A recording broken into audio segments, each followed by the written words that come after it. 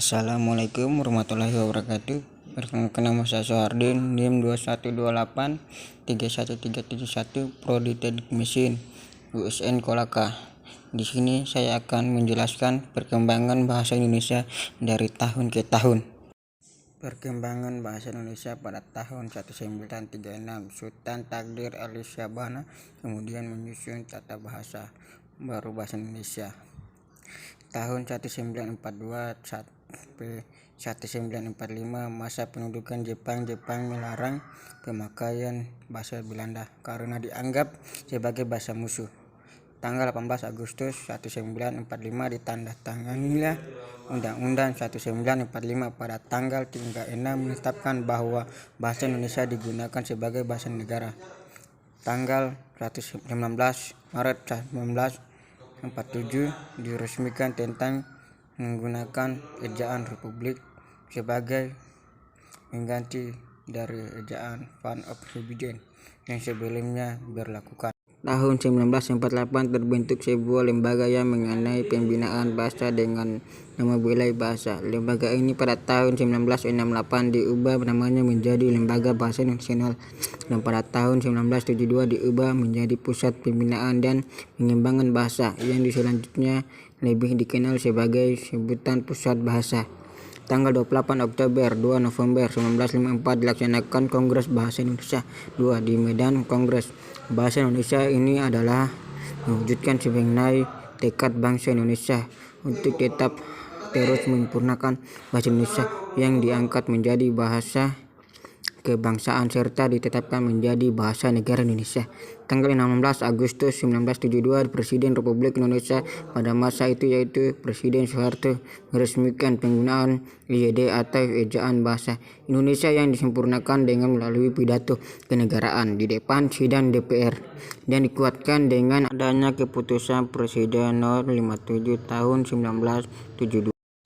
Pada tanggal 31 Agustus 1972, materi pendidikan dan kebudayaan pada masa itu menetapkan mengenai pedoman umum ejaan bahasa Indonesia yang disempurnakan serta pedoman umum membentukkan istilah resmi diberlakukan di Indonesia wawasan Nusantara.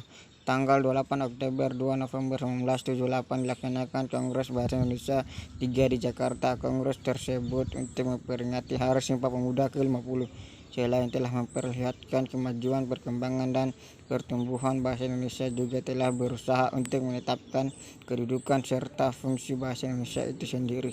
Tanggal 21-26 November 1983 dilaksanakan Kongres Bahasa Indonesia 4 di Jakarta. Kongres Bahasa Indonesia 4 ini dilaksanakan untuk memperingati Hari Sumpah Pemuda ke-55. Dalam putusannya itu disebut bahwa pengembangan dan pembinaan bahasa Indonesia yang harus dilaksanakan sehingga amanat tercantum dalam garis-garis besar haluan negara, di mana wajibkan kepada warga negara Indonesia untuk memakai bahasa Indonesia dengan benar dan tepat tercapai dengan semaksimal mungkin. Tanggal 28 Oktober 3 November 1988 dilaksanakan Kongres Bahasa Indonesia 5 di Jakarta. Kongres Bahasa Indonesia 5 ini dihadiri oleh sekitar 700 pakar bahasa Indonesia dari seluruh Indonesia, serta terdapat peserta tamu dari berbagai negara sahabat. Kongres tersebut tanda tangani dengan dipersembahkannya karya dari Pusat Pembinaan dan Pengembangan Bahasa kepada para pecinta bahasa Indonesia di Nusantara, yaitu Kamus Besar Bahasa Indonesia serta Tata Bahasa Baku Bahasa Indonesia. Tanggal 28 Oktober 2 November 1993 dilaksanakan Kongres Bahasa Indonesia ke-6 di Jakarta. Peserta yaitu 770 pakar bahasa dari Indonesia, dan terdapat 53 peserta tamu dari mancanegara. Kongres ini mengusulkan supaya Pusat Pembinaan dan Pengembangan Bahasa Indonesia untuk lebih ditingkatkan statusnya sebagai Lembaga Bahasa Indonesia, dan mengusulkan negara susun Undang-Undang Bahasa Indonesia.